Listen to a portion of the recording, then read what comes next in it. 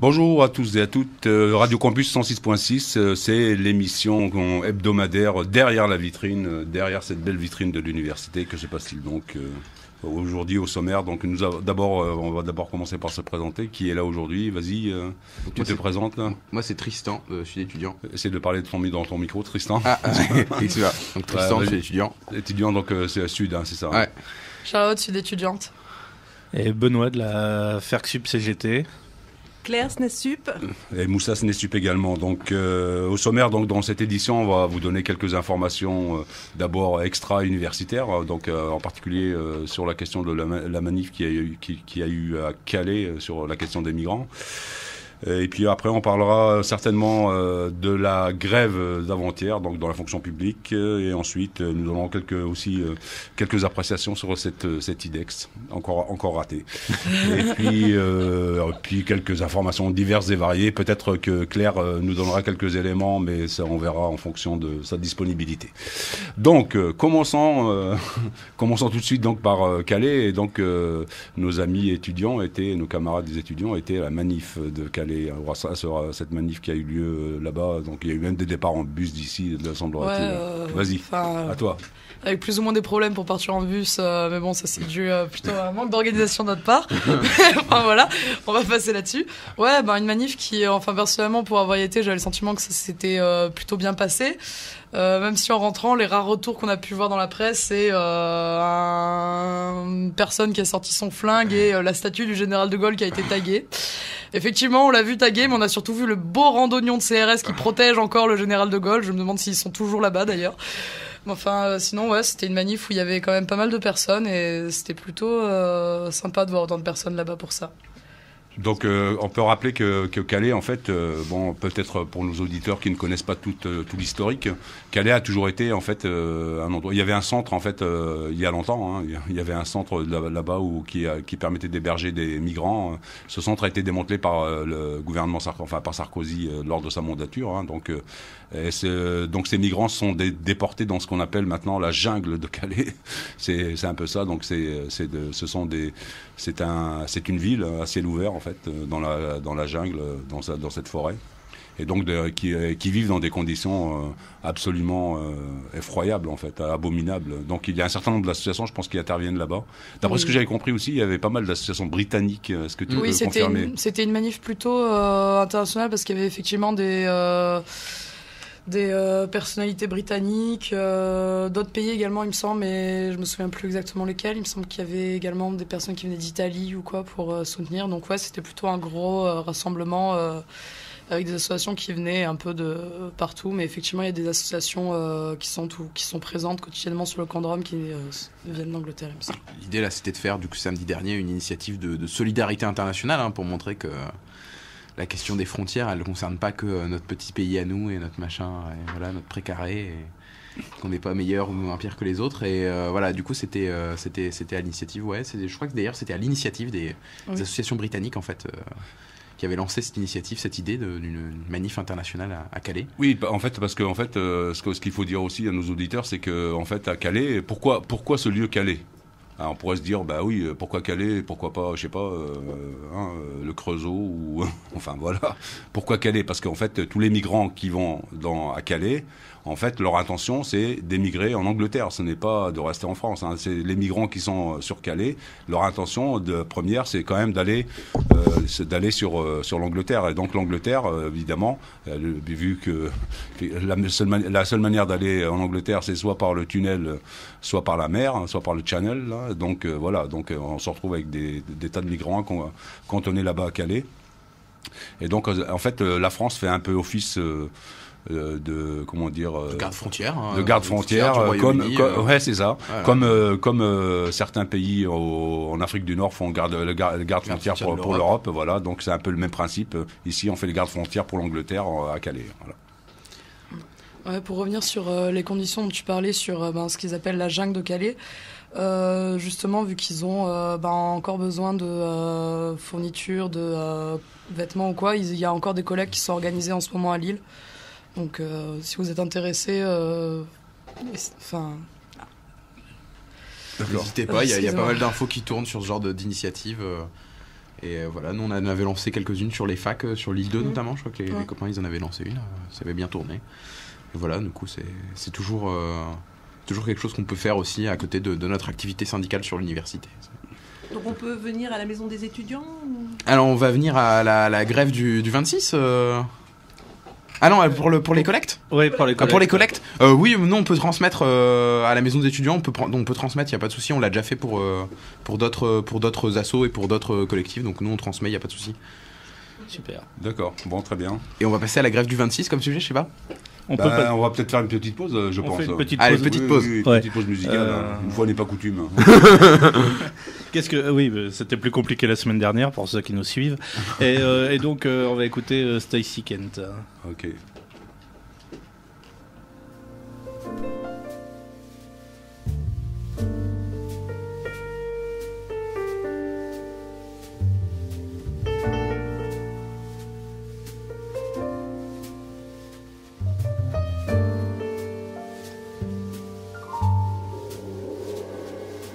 Tombent les nuits à la lueur de bougies qui fondent et que la lumière soit.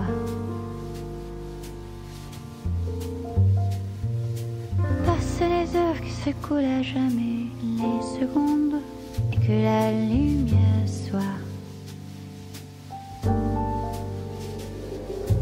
Au loin, entends-tu le bruit qui court? Au point, juste au point du jour, à 2 pas de chez toi, à 2 pas de chez moi. Tombent les feuilles et les larmes sous tes joues qui roulent, et que la lumière soit. Passent les anges et les orages au-dessus des foules, et que la lumière soit. Au loin, on voit les neiges qui fondent. Au coin, juste au coin du monde, à 2 pas de chez toi,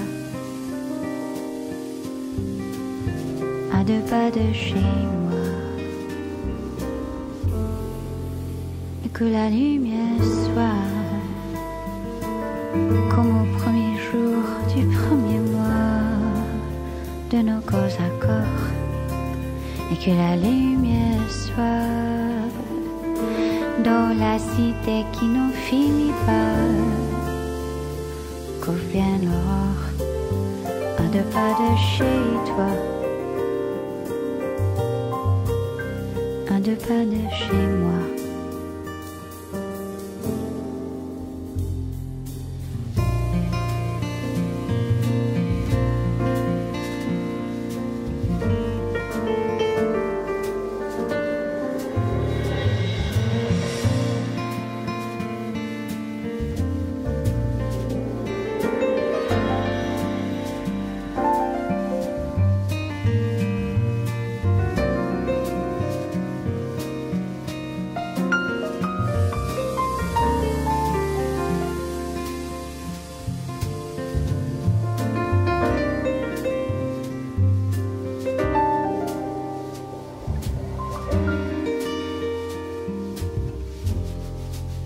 Et que la lumière soit comme au premier jour du premier mois de nos corps à corps, et que la lumière soit dans la cité qui n'en finit pas, qu'au vienne l'aurore à 2 pas de chez toi, à 2 pas de chez moi.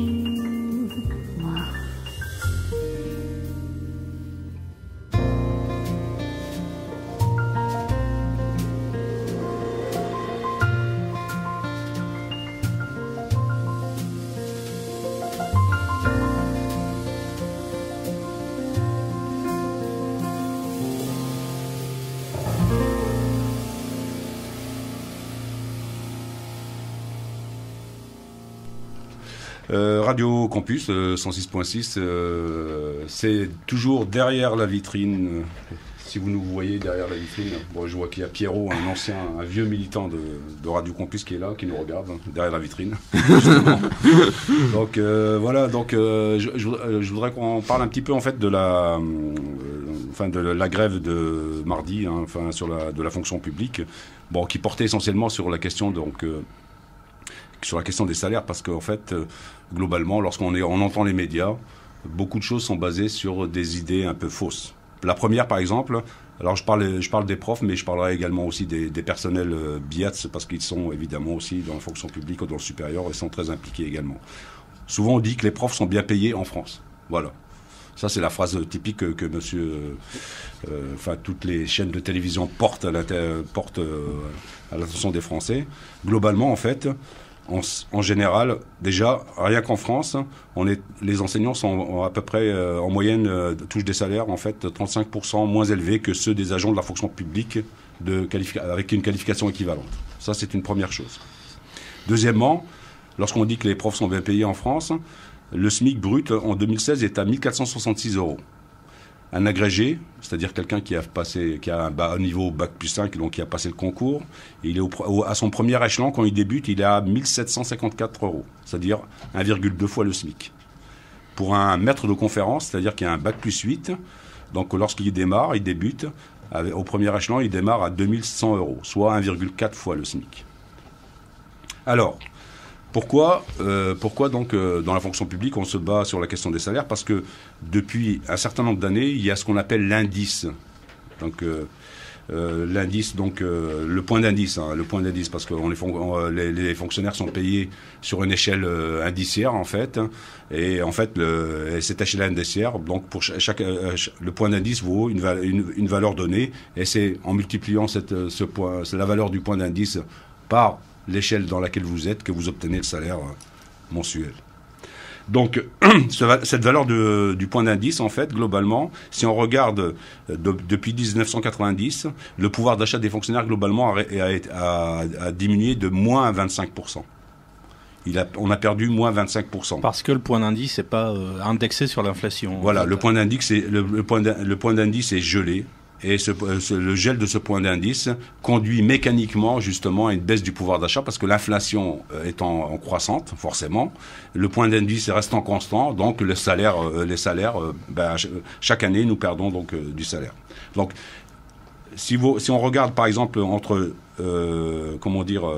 si la valeur du point d'indice avait suivi l'inflation, il serait aujourd'hui de 5,4 € au lieu de 4,6 actuellement, c'est-à-dire à peu près 0,8 € par point d'indice. Ce qui représente des sommes astronomiques, comme nous allons le voir tout de suite. Par exemple, allez, on va prendre des exemples concrets. Un BIATS. Un BIATS, donc c'est un personnel administratif ou technique de l'université qui est en catégorie C, qui est on va dire en fin de carrière. Son salaire indiciaire, globalement, brut, il est à l'indice 369, c'est l'échelle maximale pour la catégorie C. Il est à 1 709 €. S'il avait suivi l'inflation, ce salaire serait normalement de 1 993 €. Ça veut dire une perte mensuelle de 284 €. C'est énorme.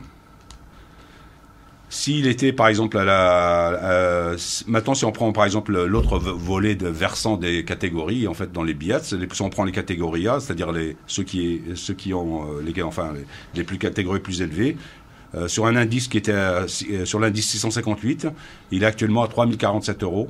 Il devrait être à 3 553 €, soit une perte mensuelle de 506 €. C'est donc, encore une fois, globalement, voilà pourquoi les gens se battent, en fait. Et donc, bien sûr, parce qu'on perd pas mal d'argent. Et on essaye de compenser avec des primes. Oui, alors voilà, on compense avec des primes, et en fait, le gel, finalement, va annuler ce qu'on appelle la progression à l'ancienneté, en fait, hein, tout ce qui est promotion, etc. Ce gel-là les annule de fait, parce que en fait, on rattrape à peine avec ces promotions-là, normalement, le retard lié à ce gel du point d'indice. Donc, oui. Globalement, c'était l'une des raisons, bien sûr, pour toute la fonction publique, évidemment, c'est un peu ça, hein, c'est-à-dire que le gel du point d'indice conduit peu ou prou à des variations, donc à des pertes de pouvoir d'achat qui dépendent évidemment de la catégorie dans laquelle on se place, mais de toute façon, c'est le jeu du qui perd ici. C'est pas, il y a personne qui gagne. Et d'autant que se développe de plus en plus le recours aux contractuels, c'est-à-dire que de moins en moins on a recours à des titulaires, personnels titulaires, et de plus en plus on a recours à des contractuels. Et quand on voit que même par exemple sur certaines universités, les paiements des vacations sont pas mensualisés. Par exemple, des vacataires, des gens qui sont vacataires d'enseignement, ils n'ont pas des rémunérations mensualisées. Ils ont des rémunérations à l'année ou ils sont payés à la tâche. Ils sont payés à la tâche. C'est ça, exactement. On les paye à la tâche et on refuse à l'heure et on refuse de mensualiser leur rémunération. Jusqu'au bout, quoi. Alors, si on parlait un peu peut-être de la manip, donc je pense que la mobilisation a été relativement intéressante au niveau national. Alors maintenant, au niveau lillois, j'ai pas pu assister à la manif, mais toi, tu y étais, hein? Ouais, j'y étais avec la CGT, et donc au niveau lillois, c'était correct. On regrette la dispersion des défilés, en fait. Il me semble qu'il y a eu 4 défilés entre la CGT, Force ouvrière, les pompiers et les enseignants et la réforme du collège. Voilà, ça c'est un petit peu dommage, mais on s'est tous retrouvés quand même autour de la Grand Place et donc on s'est retrouvés, on était ensemble et il y avait plutôt pas mal de monde quand même. D'accord. Voilà. Donc, qui était aussi, tu m'avais dit, non, on avait effectivement des camarades étudiants qui étaient, qui effectivement, pareil, ne sont pas partis du même endroit que la CGT, si ma mémoire est bonne, puisqu'ils suivaient le cortège des enseignants. Ouais, je crois que c'était donc depuis la porte de Paris. Mais effectivement, ils vous ont retrouvés sur la Grande Place et d'après le retour qu'on a pu avoir, effectivement, c'était un peu dommage qu'on ait tous, qu'on a tous un peu scissionné pour la manif. Ouais, mais après, qu'il y a eu quand même pas mal de monde. Et c'était dynamique, quoi. Si je vous suis bien, on est largement mieux coordonnés à Radio Campus entre les organisations. Nous, on arrive à se retrouver tous les jeudis à la même heure. Tous les jeudis à 14h, on est tous là, il n'y a pas de problème. Hein. D'accord. Merci Radio Campus de coordonner les créateur de liens syndicaux. Union syndicale, voilà. Donc, je propose qu'on fasse une petite pause et puis on traitera ensuite de la suite de l'information et de l'IDEX. Ok, alors je propose, si je retrouve mes boutons, qu'on écoute HK.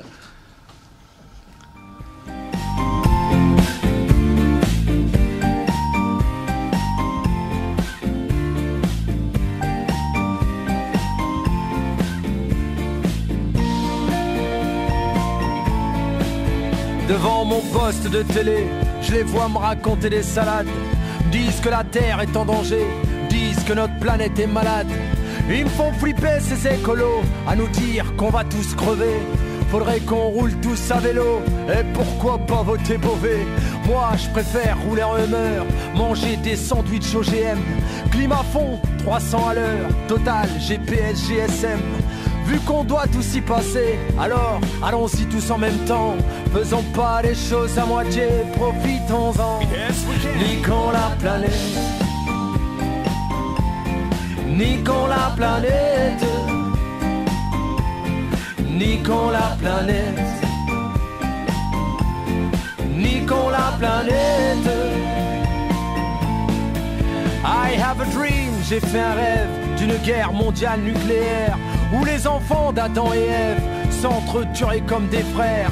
I have a dream, oui j'ai rêvé d'un tsunami, tremblement de terre qui détruirait l'humanité, nous enverrait tous en enfer. Faisons péter la couche d'ozone, rasons tout, faisons place nette. Ne laissons surtout pas à nos mômes le plaisir de payer nos dettes. I have a dream, je vous le dis, I have a dream, alléluia. Et quand viendra ce jour béni, prions pour voir ça. Niquons la planète, niquons la planète, niquons la planète, niquons la planète. Et tant qu'à faire, faisons le bien, faisons pas les choses à moitié. Vu que de toute façon on va tous crever, un seul objectif en tête, faisons l'amour à la terre, dans la mer, du CO2 dans l'atmosphère et du phosphore dans nos rivières, de la dioxine dans nos desserts, des piscines en plein désert, 50 degrés en plein hiver. Et tant pis pour l'ours polaire, un ours, à quoi ça sert? Niquons la planète, niquons la planète, niquons la planète, fais le mur à la terre, niquons la planète, et tant qu'à faire, faisons le bien, faisons pas les choses à moitié. De toute façon, on va tous crever. Un seul objectif en tête. Niquons la planète. Parce que c'est ma raison d'être. Derrière la vitrine sur Campus 106.6. Il y a un terme mnémotechnique qu'on utilisait avant, je ne sais pas s'il l'utilise toujours, c'est saucisse pois chiche pour 106.6. Hein. D'accord. Campus saucisse pois chiche. Et donc comme ça, on connaît la fréquence facilement de Radio Campus. Et on vient écouter Derrière la vitrine le jeudi de 14 à 15h. Je vous rappelle que Derrière la vitrine est une émission libre des organisations syndicales, des personnels et des étudiants de l'Université de Lille. Donc ici, aujourd'hui, nous avons avec nous la CGT, Sud étudiants et la FSU à travers de quelques représentants, va-t-on dire. On va vous parler un petit peu de l'IDEX. Alors l'IDEX, on en a beaucoup entendu parler ces derniers temps. Donc peut-être un petit rappel historique sur ces questions-là, parce que je pense que les gens ne connaissent pas vraiment. Ceux qui ne suivent pas. Ceux qui nous suivent savent parfietement ce qu'est l'IDEX.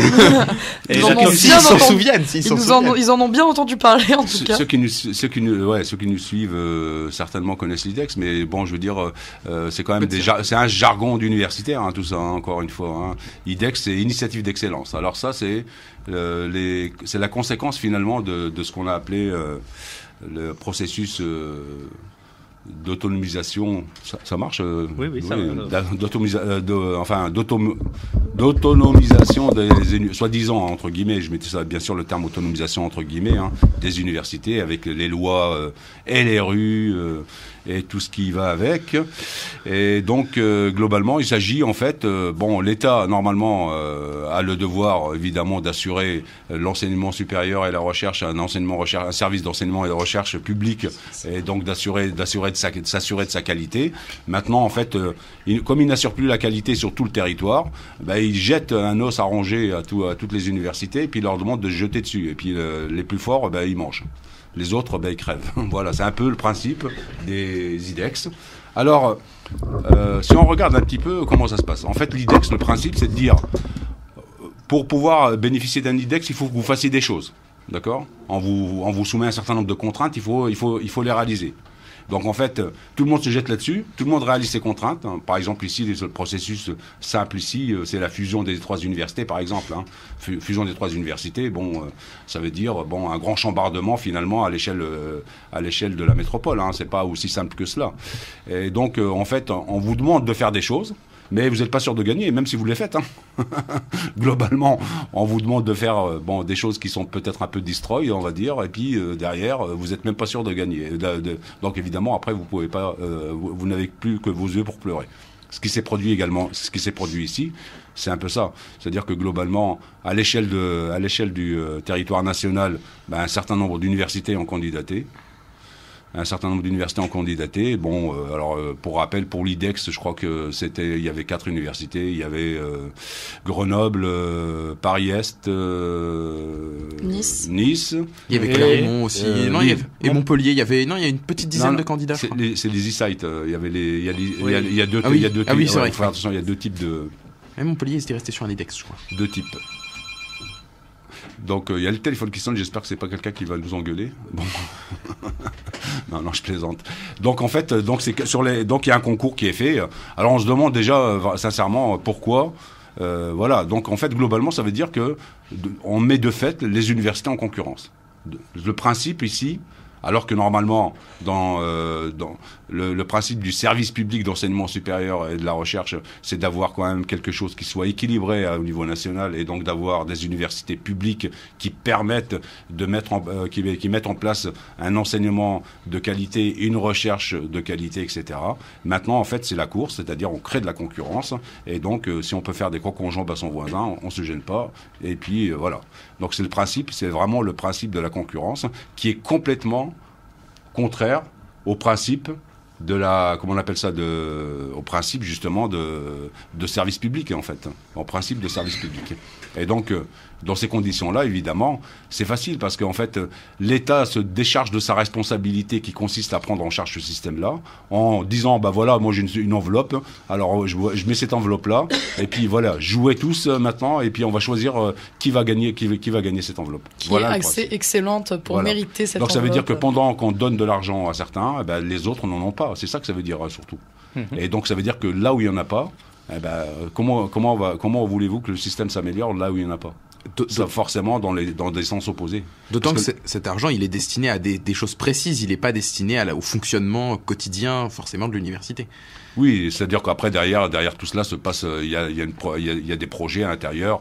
Bon, par exemple, sur la question de la recherche, ça concerne pas tout le monde, ça peut concerner que 30% peut-être des effectifs. Enfin, bon, voilà. Il y a un système, déjà, c'est élitiste, globalement, et à l'échelle microscopique, c'est également élitiste parce même à l'échelle de l'université qui est IDEX, il y a des injustices qui vont se mettre en place parce que, justement, l'argent n'est pas destiné à tout le monde. Alors, du coup, est-ce que l'université va fermer parce qu'on n'a pas eu l'IDEX? Parce que ça nous a été... voilà, on a l'impression que depuis un an, c'est l'alpha et l'oméga de la stratégie de l'université, c'est l'IDEX. Bah. Et aujourd'hui, tout tombe à l'eau. Qu'est-ce qu'on fait demain? Le problème essentiel, à mon sens, ici, c'est que, en fait, les universités, en termes de moyens, n'ont pas suffisamment les moyens, ça c'est clair. On le sait, on le voit. On le sait, il y a par rapport aux universités du nord de la France, il y a des études qui disent que le taux d'encadrement est moins élevé que dans l'ensemble des autres universités. Voilà, et donc les universités ayant de moins en moins de moyens récurrents en fait pour leur fonctionnement, bon, elles sont obligées d'aller chercher l'argent. Le seul moyen d'aller chercher l'argent, c'est dans ce type de concours au final, parce qu'ils n'ont pas pratiquement, c'est ça leur seul.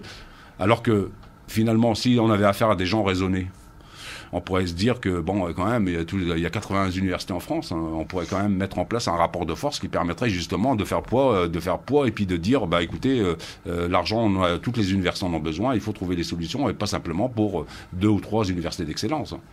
Pas pour mettre en place un système élitiste. Donc, il y a quand même dans les politiques qui sont menées une fuite un peu en avant, même des directions d'université qui décident d'aller de plein pied là-dedans plutôt que d'essayer de construire une stratégie avec d'autres universités pour créer des rapports de force qui permettent de négocier en direct avec le ministère. À mon sens, voilà la problématique. Ouais. Ouais, j'ai trouvé que la réaction de la présidente de Montpellier 3 était plutôt saine. Elle a été plus ou moins écartée du projet IDEX, cette université, et maintenant les deux autres universités de Montpellier qui ont fusionné, qui ont fusionné ou sont en cours de fusion, lui reprochaient presque d'être resté à part en fait. Mais elle dit l'argent pour l'université doit pas venir d'un projet IDEX ou de quoi que ce soit. L'État doit prendre ses responsabilités par rapport au service public et doit mettre les moyens nécessaires face à ses ambitions pour le service public. La présidente de Montpellier, ça a toujours été très critique vis-à-vis de tous les systèmes, de toute la politique sur l'enseignement supérieur, la LRU, etc. Bon, c'est quelqu'un qui a toujours été contre ces aspects-là. D'autant plus qu'il y a un certain nombre de présidents d'universités qui sont regroupés pour signer une motion contre justement ces types de financement, etc. Je pense qu'il y a moyen de créer un rapport de force dans ce pays, en fait, dans les universités, mais il faut qu'effectivement les directions d'université aillent jouer le jeu et qu'elles y aillent, et non pas jouer le jeu de l'excellence, de jouer soi-disant le jeu de l'excellence et puis de se ratamer dans ces faux concours, en fait, parce qu'au final, on va juger de la qualité. Alors, lorsqu'on regarde un peu les critères, au final, on juge de la qualité, globalement scientifique des universités, à travers leurs chercheurs, etc. Mais pour pouvoir le faire, il faudrait que les universités partent d'un pied d'égalité. Or, on sait que dans le Nord-Pas-de-Calais, par exemple, il y a un déficit chronique de chercheurs, mais qu'il y ait un état historique des choses. Après la Deuxième Guerre mondiale, on n'a pas investi ici dans le Nord-Pas-de-Calais, dans le monde universitaire, parce que c'était une région très industrialisée, que l'enseignement supérieur à la recherche n'était pas une priorité.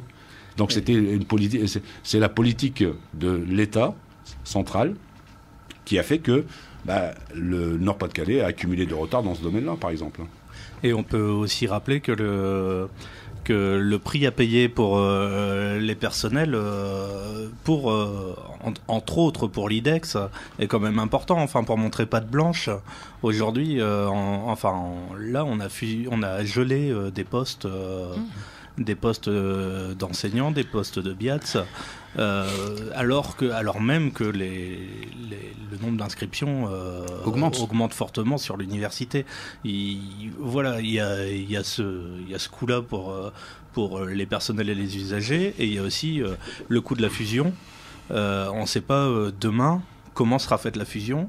À quelles conditions pour les personnels, à quelles conditions pour les usagers également qui ne savent pas où se situeront les formations qu'ils suivent.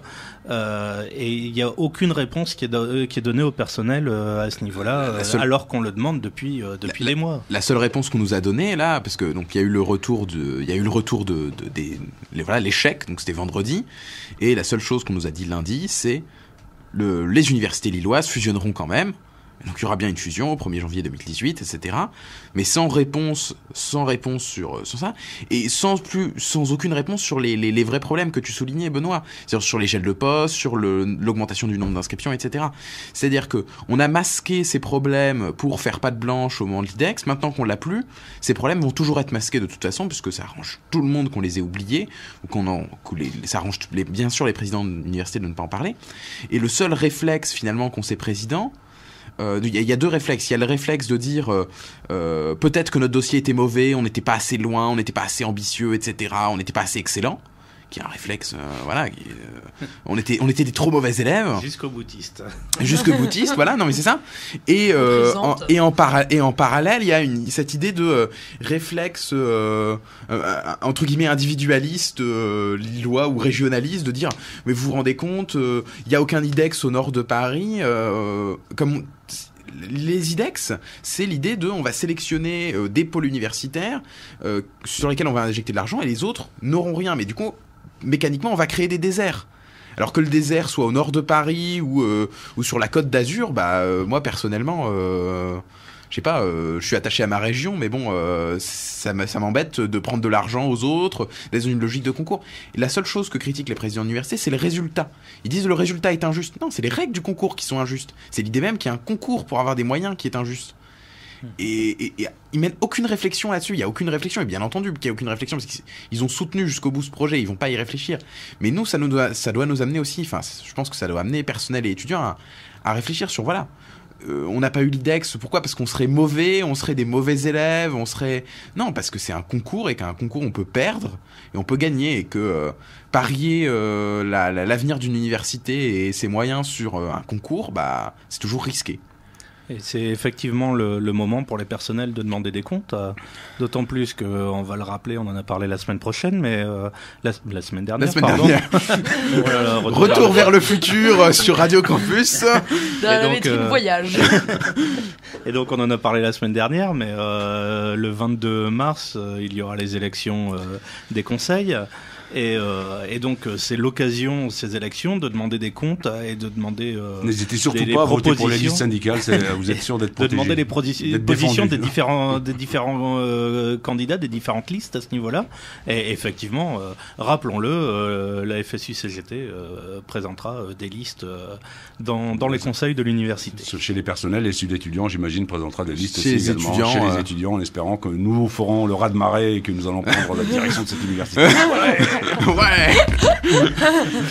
Donc si on prend la direction de cette université, la fusion, on la jette, hein, bien sûr. Voilà. On la jette. En tout cas, ce qu'on a demandé pour le moment, c'était d'avoir une consultation des personnels là-dessus. Une consultation des personnels qui permettrait enfin de mettre sur la table les problèmes et de mettre sur la table les conditions de travail à venir pour tous, quoi. Et bien entendu, on nous l'a refusé, c'est évident. Oui, on nous l'a refusé. Les directions ont été très interloquées au moment où ça a été proposé, et donc elles ont été soutenues en ça par toutes les organisations syndicales du CT, à l'exception de la FSU et de la CGT. Oui, en plus, d'autant plus que c'était question de l'université de Lille. À la limite, bon, je veux dire, bon, en tant qu'universitaire, l'idée d'une université lilloise me paraît intéressante dans le sens où elle mêle à la fois des scientifiques, des littéraires, des sciences humaines, etc. Mais il y a différentes manières de construire cette université lilloise. On aurait pu imaginer un système fédéral, par exemple, qui permettait de garder à la fois de la démocratie locale à l'interne, et puis d'avoir une vision globale, en fait, d'avoir une politique globale peut-être à l'échelle de la métropole. Mais il est temps de dire aux personnels et aux usagers où on en est et qu'est-ce qui va se passer pour eux dans moins de 2 ans, en fait. Et les deux motivations de la fusion aujourd'hui, on l'a dit plusieurs fois ici, c'est cette idée d'excellence, d'attractivité internationale, et surtout l'idée de faire des supposées économies, alors qu'on sait qu'une fusion coûte de l'argent, en fait, au final, mais c'est l'idée de faire des économies, et ça, faire des économies. On sait très bien que dans la situation actuelle, ça va avoir des conséquences dramatiques sur les conditions de travail des personnels et les conditions de travail des étudiants. On fait pas de rappel comme la semaine dernière sur l'état des toilettes partout. Non, c'est pas la peine. Non, on va éviter l'état des toilettes, on a déjà fait plusieurs fois. Ok, allez, on se fait une petite pause musicale. Oui, avec les Fatal Picard. Voilà, avec les Fatal Picard. Ils sont marrants cette année, c'est difficile de deviner dès la rentrée. Lequel se fera arrêter pour les scouts qui leur a piqué, lequel sera incarcéré pour avoir trop dit. Et moi en bon prof, je suis préparé. Un peu de maths et de français, du kickboxing, du karaté. Tant pis pour la géographie, ceux qui connaissent de l'Italie, c'est juste vaguement les spaghettis et Rocco Siffredi. Au programme de cette année, en français faudrait arriver à lire tout un livre en entier. Mais même d'Armand et Marc Lévy, y'a plus de 100 mots de vocabulaire. On sera toujours à lire la préface même après l'hiver. Et mon voisin me voyant me dira bande de feignants. Alors vous êtes déjà rentrés, vous savez pas ce que c'est de bosser avec vos semaines de 20 heures. Vous bossez bien moins qu'un facteur et dire que je paye tous vos congés. Et puis vous êtes même pas bronzés, sans copie à corriger. 2-3 Prozac, 8 cafés. Mais je l'entends quand même dire d'en bas. Je compte même pas la sécurité de l'emploi. Tu es aux lunettes, c'est mon surdoué. Il sait écrire son nom sans faute, il sait compter. Waouh, bah c'est pas mal pour un troisième. Il faut savoir s'en contenter. C'est clair qu'un intello pareil, il va se faire raqueter. 35 élèves cette année, je leur ai demandé ce qu'ils voulaient faire comme métier. J'ai dit Zidane, 15 Amel Bent et 9 Booba. Un original qui veut faire vigiler avocat. Il a dû voir chez Courbet c'était pas mal d'être avocat si jamais t'allais en prison. Ils croient qu'ils auront leur brevet en regardant l'île de la tentation. Merci pour tout ce que fait pour eux la télévision. Et mon voisin le même qui hier me dira bande de fonctionnaires. Alors vous êtes déjà rentrés, vous savez pas ce que c'est de bosser avec vos semaines de 20 heures. Vous bossez moins qu'un contrôleur et dire que je paye pour mon gamin. Il a redoublé son CE1, vite les bulletins à remplir. 2-3 Prozac et 8 Kir. Mais je l'entends quand même dire d'en bas. Je compte même pas la sécurité de l'emploi. Les directives du ministère nous imposent faire des réunions plus régulières. On en fait même pour planifier les prochaines réunions, pour décider de ce qu'on peut donner sans risque comme sanction. Fini les notes, de temps en temps faut juste leur envoyer des SMS d'encouragement. L'évaluation c'est pas toi qui l'as fait, eux ils disent si t'es cool. Je préfère encore qu'ils me donnent des notes plutôt que des coups de boule. Impossible de les faire redoubler. Les pauvres chéris, faut surtout pas les perturber. Les programmes, faut les simplifier, y a trop de leçons, ça les assomme. Ils ont même proposé de donner le bac avec la prochaine PlayStation. Et mon voisin, vous le connaissez, me dira bande de surpayés. Vous foutez rien de la journée, vous devez pas être fatigué. Avec vos semaines de 20 heures, vous bossez bien moins qu'un chômeur. Et puis pas de chef et pas de rendement, c'est pas pour ce que vous faites vraiment. Les parents à rencontrer, 2-3 Prozac, 8 grands marniers. Et vu leur investissement, l'année prochaine ira pas en s'arrangeant. Faudrait peut-être songer à les adopter, venir les lever le matin, le soir les coucher, et peut-être dormir à leur place. pour qu'il reste éveillé en classe. La prof de gym n'est pas venue, s'est fait agresser dans la rue. Mais bon, il avait averti, ils veulent pas de sport avant midi. Ils peuvent genre pas fumer en classe. Et ça déjà c'est dégueulasse. Entre chaque tour une bière, un joint, c'est quand même pas des gros besoins. Cette fois-ci c'est décidé, mes gosses iront dans le privé. J'ai beau regarder à deux fois, je la vois pas tant que ça, la sécurité de l'emploi. 106.6 sur Radio Campus, donc à l'écoute de Derrière la vitrine, l'émission donc des organisations syndicales des personnels et étudiants de l'Université de Lille 1, Sciences et Technologies. Donc nous allons peut-être toucher un petit mot sur, enfin peut-être par Claire, parce que c'est Claire qui est un peu là-dessus. D'ailleurs on pourrait même se lancer un débat sur cette question-là, puisque au final, la question finalement de ce qu'on appelle la question de l'égalité homme-femme, en fait... oui, en partie. Bon, c'était un peu, je voulais revenir sur le CT, le dernier CT qu'on a eu avec la direction. Et disons que l'ambiance générale me déplaît à chaque fois, parce que souvent on a l'impression d'avoir la chance d'être consulté. Alors ça, c'est toujours des choses qu'on nous... Merci patron. Et donc c'est vrai que c'est assez agaçant d'avoir cette chance. Je pense que c'est un droit et que voilà, on est quand même là pour... D'ailleurs, ça n'est que consultatif, hein, donc c'est déjà un handicap, je trouve. Et bon, il a été question des RIVZEP, mais ça, je pense que vous l'avez pas mal abordé la dernière fois. Et là, vraiment, j'étais scandalisée par les injustices qui sont proposées, puisque, si vous avez bien compris, en fait, l'indice suit une hyperbole, hein, c'est-à-dire que plus on est dans les BIATS de catégories les plus élevées, plus la prime est plus élevée. Il n'y a rien de proportionnel par rapport à la montée des indices. C'est un sur X, quoi, c'est ça, une hyperbole. Ah oui, c'est hein, très très injuste, hein, je pense que là, et je regrette que tous les personnels n'aient pas voté contre. Hein, il n'y a pas unanimité, vraiment, ça a été un gros regret, alors qu'on avait pas mal discuté avec les collègues.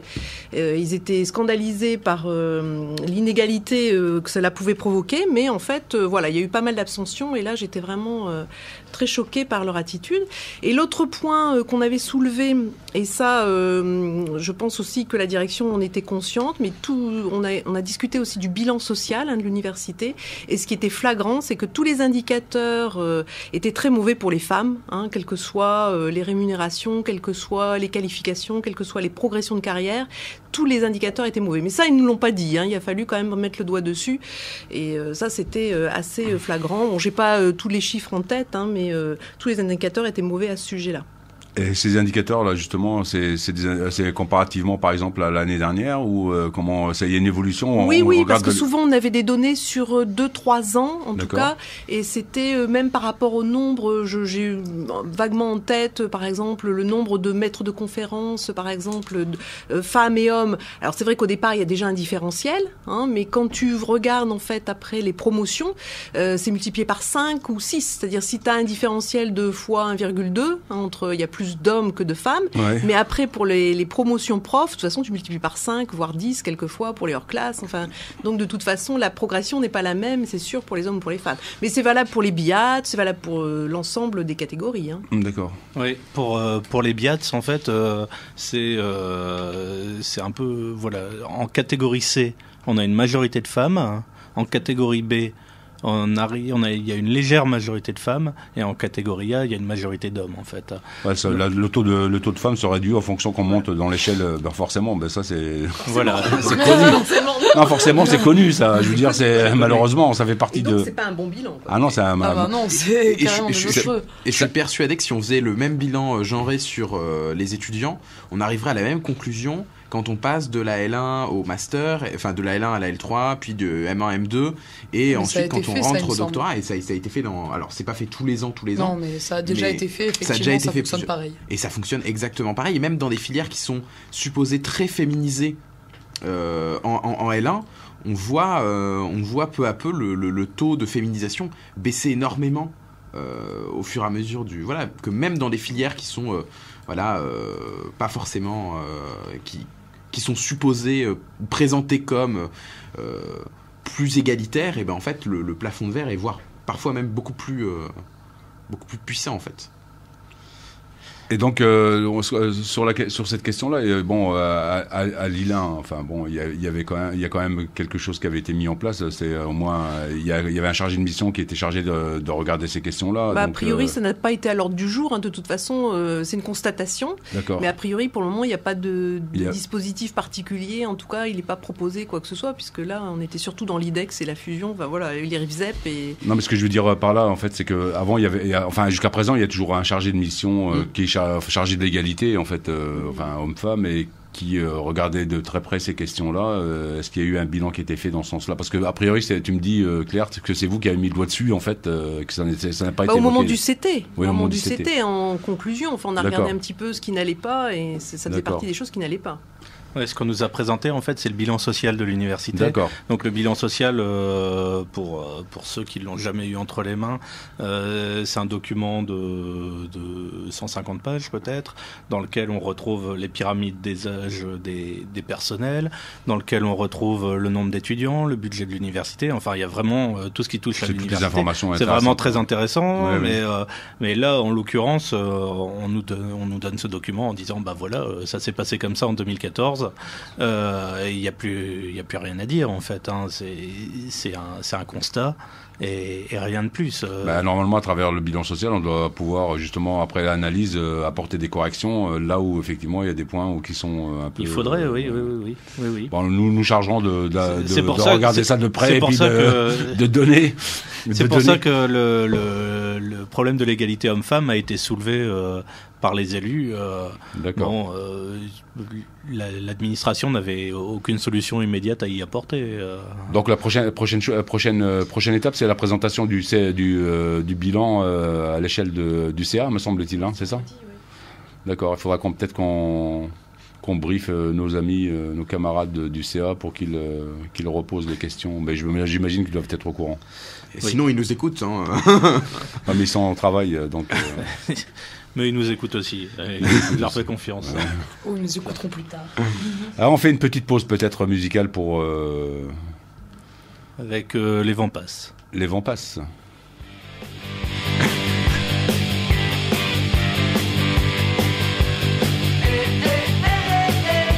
C'est une obsession. Elle ne pense qu'à ça. Elle n'endort plus la nuit.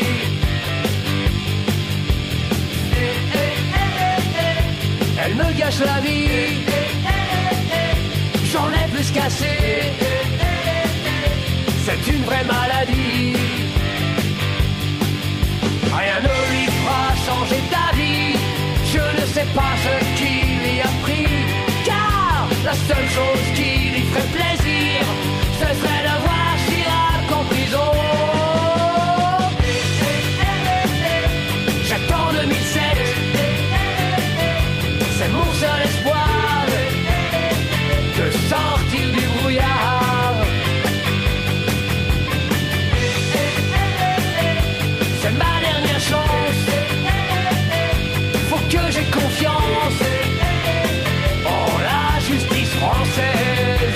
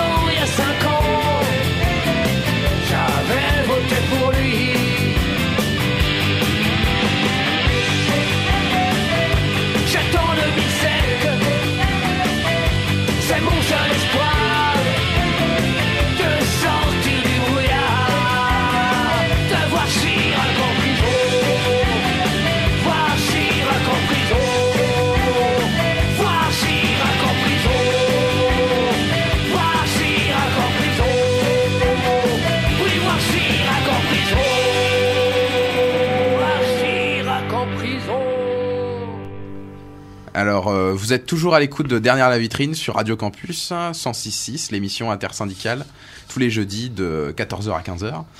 Et on va pour la fin de cette émission, on va terminer avec quelques dates et puis un point ciné, parce que voilà, on aime bien le cinéma aussi. Et alors quelques dates. Alors on parlait des élections à Lille 1 tout à l'heure. Il se trouve que côté étudiant, il y a une liste interassociative et syndicale qui partirait avec le soutien de Sud du coup, qui organise une réunion de présentation mercredi prochain, 3 février midi, à 12h à la MDE dans la salle du fond. Avec 3 axes qu'on a déjà un peu définis: un campus lieu de vie et de démocratie, un campus accessible à toutes et tous, et un lieu de formation de qualité et de partage scientifique. Voilà, il y a pas mal de militants associatifs et d'étudiants pas forcément syndiqués qui voilà, sont motivés pour construire une liste, et du coup on fait ça de manière assez ouverte. Et avec un programme qu'on essaye participatif, voilà, on s'initie à certaines choses et c'est plutôt bien, je trouve.